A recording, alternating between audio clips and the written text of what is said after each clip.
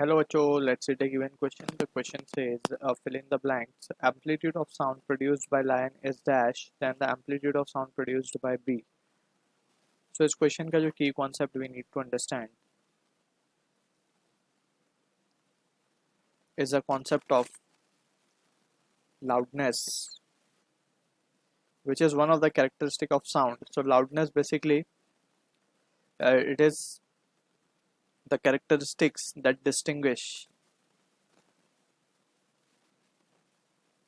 that distinguishes uh, between two sounds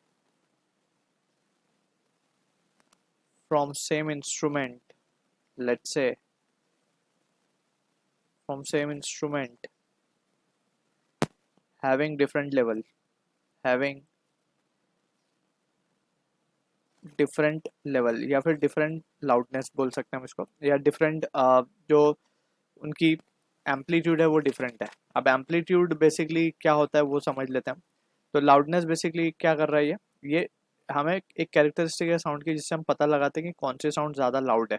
ठीक है, तो that loudness depend on amplitude, that depends on amplitude. And to be precise अगर हम relation देखें तो एम्पलीट्यूड के स्क्वायर को डायरेक्टली प्रोपोर्शनल होता है लाउडनेस.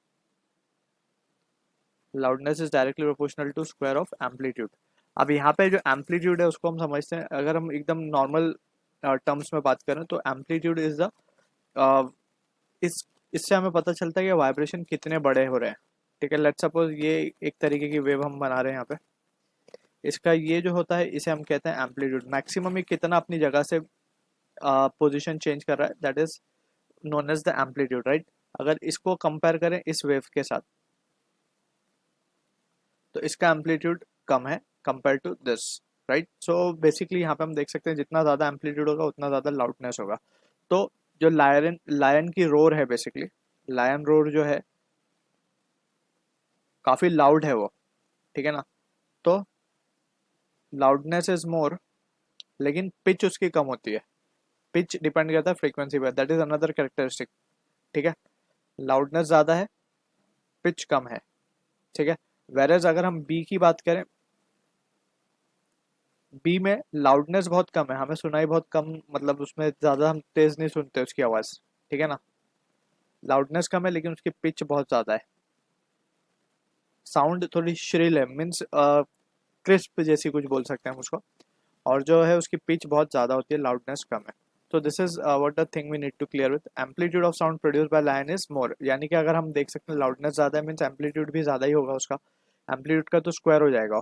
अगर लाउडनेस 2 गुना है तो एम्पलीट्यूड 4 गुना है बेसिकली. ठीक है, तो amplitude of sound produce by lion is more than amplitude of sound produced by bee. So this is the answer for the question. I hope you understood the solution. All the best.